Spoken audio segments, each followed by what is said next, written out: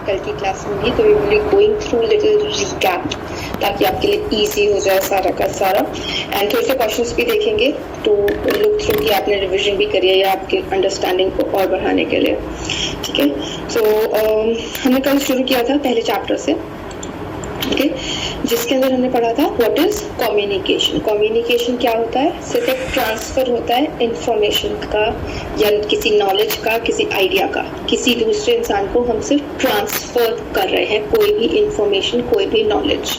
ठीक है, there is a big difference between, मैंने कल भी बताया था कि कम्युनिकेशन और कॉन्वर्सेशन दोनों में बहुत बड़ा डिफरेंस होता है। कॉन्वर्सेशन को बातचीत कहते हैं, कम्युनिकेशन को हम बातचीत नहीं कह सकते, क्योंकि कम्युनिकेशन के अंदर सिर्फ ट्रांसफर होता है। वो किसी भी तरह हो सकता है, वो वन वे भी हो सकता है, वो टू वे भी हो सकता है, जो हमने क्लासिफाई किया था। One way communication in the sense कि हम सिर्फ एक तरफा बात भी कर सकते हैं, वो बातचीत नहीं होगी ऑब्वियसली। ठीक है, कि अगर हम सिर्फ अपनी ट्रांसफर इंफॉर्मेशन दे जा रहे हैं तो वो कॉन्वर्सेशन नहीं, वो सिर्फ कम्युनिकेशन है कि हमने अपनी इंफॉर्मेशन उधर तक पहुंचा दिया है। ठीक है, that is one way communication. And two way communication के अंदर हमें फीडबैक मिलता है, जिसके अंदर मैंने स्ट्रेस किया था एक ही चीज के ऊपर कि फीडबैक बहुत इंपॉर्टेंट टॉपिक है उस चैप्टर का।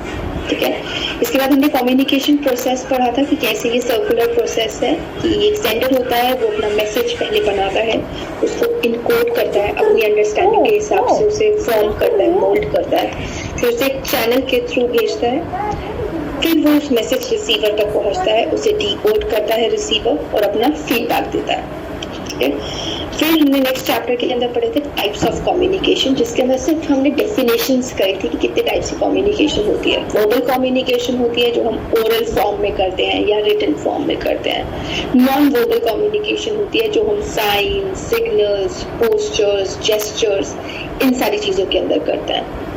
ठीक है, इसके अंदर सिर्फ आपको डेफिनेशन देनी है कि नॉन वर्बल कम्युनिकेशन क्या होता है और किस किस तरीके से हम कर सकते हैं। ठीक है, फिर फॉर्मल कम्युनिकेशन होता है, ठीक है, जो हम ऑफिस स्पेस में, प्रोफेशनल स्पेस के अंदर करते हैं, और इनफॉर्मल होता है जो हम अपनी सोशल स्पेस पे करते हैं। एंड विजुअल कम्युनिकेशन जो आपका ऑडियो और वीडियो दोनों का मिक्सचर होता है, that is a visual communication. इसके बाद हमारा नेक्स्ट मोस्ट इंपॉर्टेंट चैप्टर आता है, चैप्टर नंबर 3, जहाँ पे हमने लैंग्वेज ऑफ कम्युनिकेशन करा था।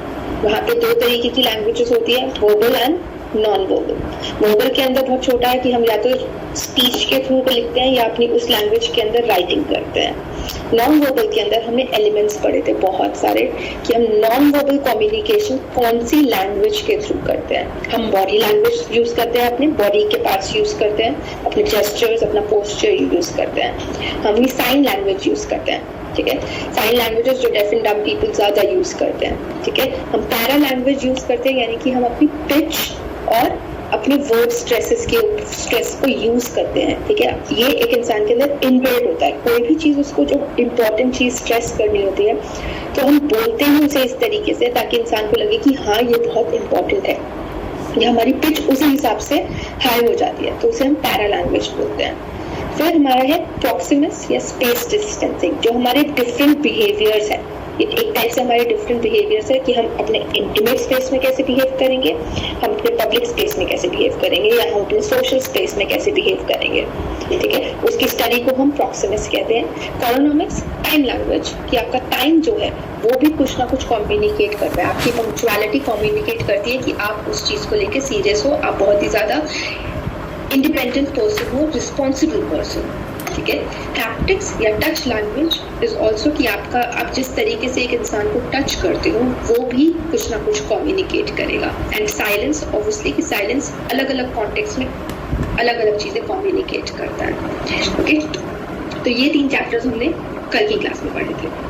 ठीक है, अब हमें जो शुरू करना है that is from chapter number 4, which is the levels of communication। अब हमने सारी चीजें कर ली कि कम्युनिकेशन कहाँ कहाँ पे है, तो ऑब्वियसली अब हमें लेवल्स पे जाना है कम्युनिकेशन के।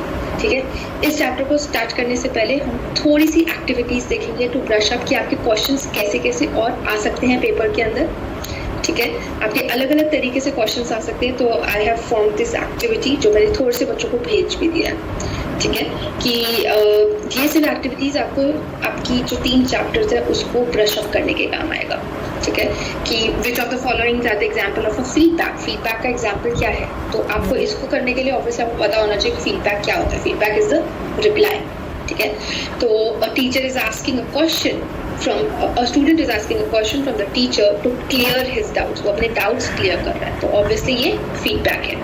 A supervisor is passing on instructions to the workers.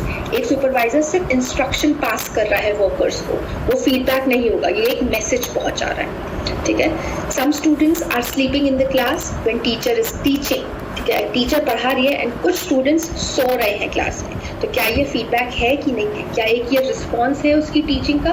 हाँ, ये फीडबैक है, क्योंकि वो रिस्पॉन्स फिर भी दे रहे हैं, वो कम्युनिकेट फिर भी कर रहे हैं कि yes they are bored in that class. The receptionist is answering a question. Obviously it's a feedback. उसके पास एक मैसेज आया, एक क्वेश्चन आया और वो उसको रिप्लाई कर रही है, ठीक है. And you looking at a picture is not a feedback because you are just looking at it. ये सिर्फ सिनेरियोस आपको ऐसे क्वेश्चंस में दे सकते हैं, ठीक है. Next is identify which of the following actions are the examples of verbal communication. Verbal communication जिसके अंदर हम words का या फिर written form का use करते हैं. A teacher is delivering lecture to the students, just like I am doing right now. So obviously it's a verbal communication.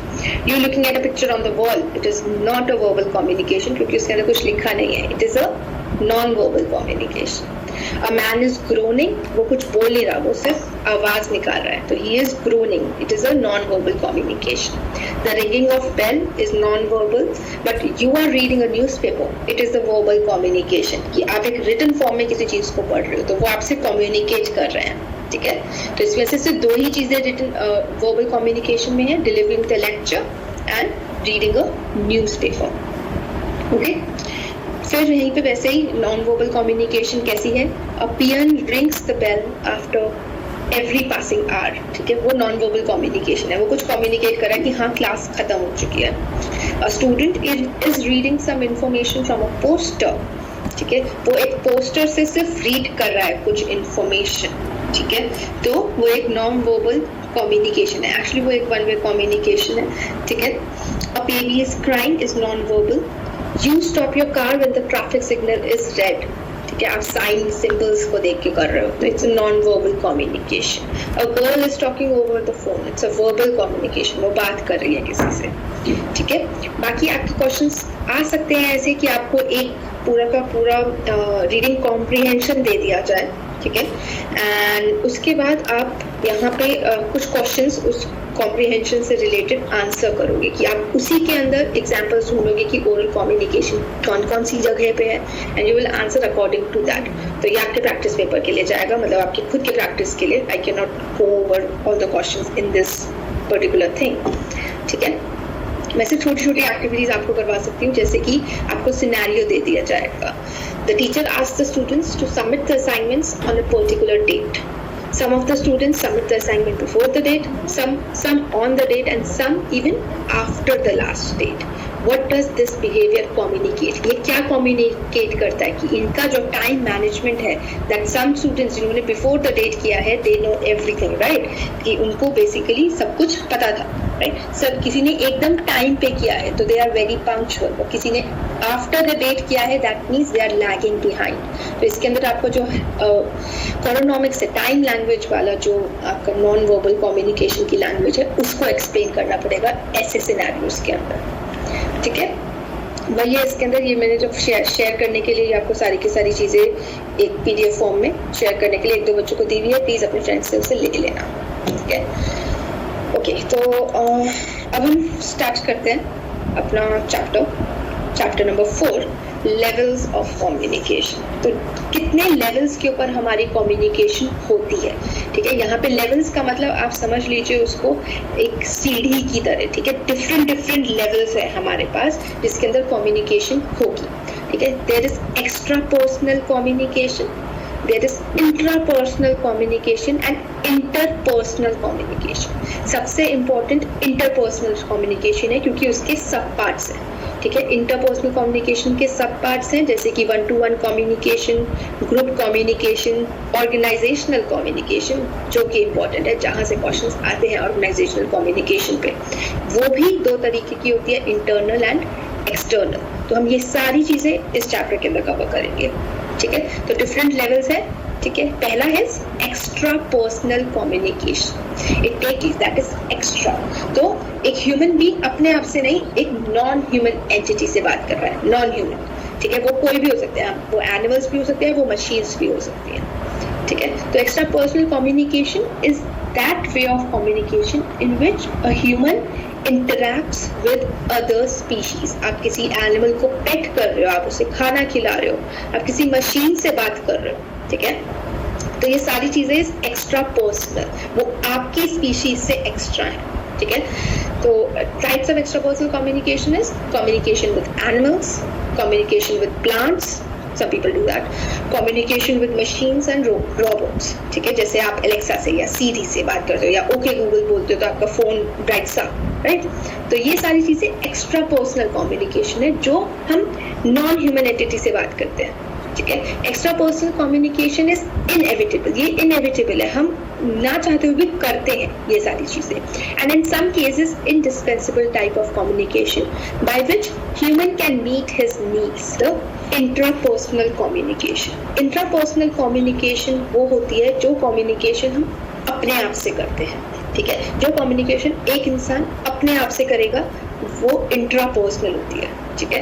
It is self communication which takes place within the mind of an individual. ये एक self communication है जो आपके खुद के mind के अंदर हो रहा होता है जब आप अपने आप से बात कर रहे होते हो। We generally find examples of interpersonal communication in poems, plays, movies के अंदर देखा होगा कि एक एक्टर जो है या एक हीरो जो है वो अपने आप से ही एक पूरी की पूरी स्पीच बोल देता है, तो उसको हम सोलोलिकी या मोनोलॉग कहते हैं। सोलोलिकीज या मोनोलॉग होते हैं जब एक एक्टर प्ले के अंदर या मूवी के अंदर अपने आप से बात कर रहा होता है, ठीक है, मतलब ऑडियंस को समझा रहा होता है लेकिन उसके आसपास कोई नहीं होता, वो अपने आप से बात कर रहा होता है, तो वो इंट्रापर्सनल कम्युनिकेशन है, ठीक है। This type of communication is basically an inward looking exercise. It promotes self motivation, self determination कि हाँ हम अपने आप को boost up कर रहे होते हैं जब हम अपने आप से बात कर रहे होते हैं तो, and it helps overcome negative feelings and emotional distress, ठीक है। ये सारी थोड़ी सी एडवांटेजेस हैं ऑफ इंट्रापर्सनल कम्युनिकेशन जो हम सारे के सारे करते हैं, each and every human being does this, ठीक है। The entire process takes place within the mind of the individual, ठीक है। पूरा का पूरा ये जो कम्युनिकेशन होता है वो एक इंडिविजुअल के माइंड के अंदर ही होता है, ठीक है। He or she performs all the functions of the sender as well as the receiver, वो वहाँ पे सेंडर भी होता है, वो वहाँ फिर ऐसे इंटरपर्सनल कम्युनिकेशन जो इम्पोर्टेंट है, ठीक है। इंटरपर्सनल कम्युनिकेशन जब हम एक इंसान दूसरे इंसान से बात कर रहा होता है, वहाँ पे कॉन्वर्सेशन हो रही होती है, ठीक है। It refers to communication between two or more individuals, यानी कि एक ह्यूमन एंटिटी दूसरे ह्यूमन एंटिटी से ही बात कर रहा है, वहाँ पे कॉन्वर्सेशन चल रही होती है, ठीक है। Interpersonal communication is a transactional process which includes message sending and message receiving, ठीक है। ये एक ट्रांजैक्शनल प्रोसेस है, मैसेज सेंड हो रहा है और मैसेज रिसीव भी हो रहा है, रिसीवर फीडबैक भी दे रहा है, ठीक है। एग्जाम्पल, स्पीच, कोई स्पीच देना, कोई कॉन्वर्सेशन निकालना, कोई डायलॉग बोलना बीच में या किसी से इंटरव्यू लेना, ये सारे एग्जाम्पल्स हैं of interpersonal communication. Dialogue writing जो हमने कल भी करी थी, ठीक है, या कोई किसी का इंटरव्यू ले रहा होता है तो वो क्वेश्चंस पूछता है, दूसरा जो पर्सन है दैट वुड आंसर है, ठीक है। तो ये सारी चीजें इंटरपर्सनल कम्युनिकेशन है। ये एक पूरी ग्रुप एक्टिविटी होती है, इसके अंदर ऑब्वियसली एक इंसान खाली अकेले खड़े होकर बातचीत नहीं कर सकता, तो इसके अंदर दो या दो से ज्यादा लोगों की जरूरत होती है, ठीक है। इसको भी उन्होंने सब कैटेगरीज में बांट रखा है कि कितनी कैटेगरीज है, 3 कैटेगरीज है इंटरपर्सनल कम्युनिकेशन की। एक होता है 1-to-1 कम्युनिकेशन, एक ग्रुप कम्युनिकेशन और एक ऑर्गेनाइजेशनल कम्युनिकेशन। इसमें से जो जौन सी कैटेगरी सबसे ज्यादा इंपॉर्टेंट है वो है ऑर्गेनाइजेशनल कम्युनिकेशन, ठीक है। ओके, सो इंटरपर्सनल कम्युनिकेशन के अंदर 1-to-1 कम्युनिकेशन मतलब कि ये सिर्फ 2 इंडिविजुअल्स के बीच में होता है, एक इंसान है उसके सामने दूसरा, मतलब उधर उस कॉन्वर्सेशन में सिर्फ 2 ही लोग हैं, ठीक है। ये फॉर्मल भी हो सकता है, ये इनफॉर्मल भी हो सकता है, ये दोनों तरीके से हो सकता है। ऑब्वियसली अगर आप सिर्फ अपने एक फ्रेंड से बात कर रहे हो तो वो इनफॉर्मल होगा। ऑन द अदर हैंड अगर आप ऑफिस में जाके सीधा अपने बॉस के उसके रूम में चले जाते हो, right, and then you talk, तो वो आपका formal communication हो जाएगा. This communication occurs only between 2 individuals. It can be formal as well as informal. It is also known as didactic communication. Direct communication जो होता है वो 1-to-1 कम्युनिकेशन होता है, ये सिर्फ उसका अलग से नाम है। बाई चांस अगर क्वेश्चन के अंदर डायरेक्ट कम्युनिकेशन आ जाए, टर्म आ जाए और 1-to-1 कम्युनिकेशन ना आए, ठीक है, तो ये डायरेक्ट कम्युनिकेशन होता है। It involves person to person interaction and it is generally done in oral form obviously, कि अगर आपके सामने ही कोई इंसान है तब आप ओरल फॉर्म में ही उसे लिख के आप बातचीत नहीं कर सकते हो 1-to-1 में। जनरली ओरल फॉर्म में ही होता है, ऐसा नहीं है कि रिटन फॉर्म में नहीं होता है, बट मोस्टली ये जनरल ओरल फॉर्म में होता है। इसके अंदर फीडबैक बहुत इंपॉर्टेंट है ऑब्वियसली, तभी कॉन्वर्सेशन आगे बढ़ेगी। और बॉडी लैंग्वेज जो है, हमारी बॉडी एलिमेंट्स जो है, उसका बहुत ज़्यादा इंपॉर्टेंट रोल होता है इसके अंदर। फीडबैक का और बॉडी लैंग्वेज का बहुत इंपॉर्टेंट रोल होता है 1-to-1 कम्युनिकेशन के अंदर, ठीक है। इसके बाद हमारे पास है ग्रुप कम्युनिकेशन। ग्रुप कम्युनिकेशंस वो कम्युनिकेशंस जो हम छोटे छोटे ग्रुप्स के अंदर करते हैं, ठीक है, यानी कि obviously sometimes one person conveys a message to a group of persons and sometimes a group of persons convey the message to another group, ठीक है। It's just like your WhatsApp groups, ठीक है। आपके WhatsApp ग्रुप्स होते हैं, थोड़े छोटे होते हैं, they are the small groups communication। A group containing not more than 50 individuals, वो ग्रुप स्मॉल ग्रुप कम्युनिकेशन होगा, जिसके अंदर 50 से ज्यादा लोग नहीं होंगे, ठीक है। Feedback is essential characteristic in this, feedback बहुत इंपॉर्टेंट है इसके अंदर भी, ठीक है। Example, conversation among family members, आपके फैमिली ग्रुप्स, आपके क्लास के ग्रुप्स, ठीक है। और ये फॉर्मल भी हो सकते हैं, ये इनफॉर्मल भी हो सकते हैं, ठीक है। जैसे क्लास के ग्रुप्स के अंदर अगर आप टीचर को ऐड कर दोगे तो it would be a very formal communication, वहां पे आप सिर्फ अपने काम की बातें करोगे, राइट। फिर उसके बाद आता है स्मॉल ग्रुप्स के बाद large groups. Large groups they can be of size of 100 to thousands. It is usually conducted in an organized or formal way. ये formal way में ही होता है, जैसे कोई religious preaching हो रही है या political leader gathering हो रही है, ठीक है, वो speech देने आ रहा है और बहुत सारे लोग खड़े हैं, तो वो large group होता है, ठीक है। बहुत बड़ा ग्रुप के सामने आप उनसे बातचीत कर रहे हो, ठीक है। फिर आता है हमारे पास मास कम्युनिकेशन। मास कम्युनिकेशन नाम से ही पता है कि क्या होता है, मोस्टली सबको पता भी होगा, जर्नलिज्म में बहुत काम आता है मास कम्युनिकेशन। ये होता है जब हम मास मीडिया का यूज करते हैं, जब हम न्यूज़पेपर, मैगजीन, रेडियो, इन सारी चीजों का यूज करते हैं कम्युनिकेट करने के लिए, और हम इसके अंदर ज्योग्राफिकल बाउंड्री भी क्रॉस करते हैं, ठीक है। हम मतलब कि सिर्फ अपने दिल्ली के अंदर बात नहीं करते, हम पूरे इंडिया के अंदर अपनी पूरी न्यूज या इंफॉर्मेशन दे सकते हैं, ठीक है। तो इसके अंदर हम न्यूज़पेपर्स, मैगजीन्स, रेडियोस का यूज करते हैं मास कम्युनिकेशन के अंदर, ठीक है। तो ये हमारी क्या थी, इंटरपर्सनल रिलेशन कम्युनिकेशन का सेकंड कैटेगरी ग्रुप कम्युनिकेशन। इसकी थर्ड कैटेगरी ऑर्गेनाइजेशनल कम्युनिकेशन, जिधर से क्वेश्चंस आते हैं। ऑर्गेनाइजेशनल कम्युनिकेशन बेसिकली क्या होता है, इट इज जो वो कम्युनिकेशन जो हम कंपनीज में या एक प्रोफेशनल स्पेस के अंदर कर रहे होते हैं, ठीक है। एक प्रोफेशनल स्पेस के अंदर जो कम्युनिकेशन करेंगे, जैसे हम स्कूल्स के अंदर जो कम्युनिकेशन करते हैं या आप कहीं पे जॉब करते हो तो वहां पे उस कंपनी के अंदर कैसे कम्युनिकेशन हो रही है, वो ऑर्गेनाइजेशनल कम्युनिकेशन, ठीक है।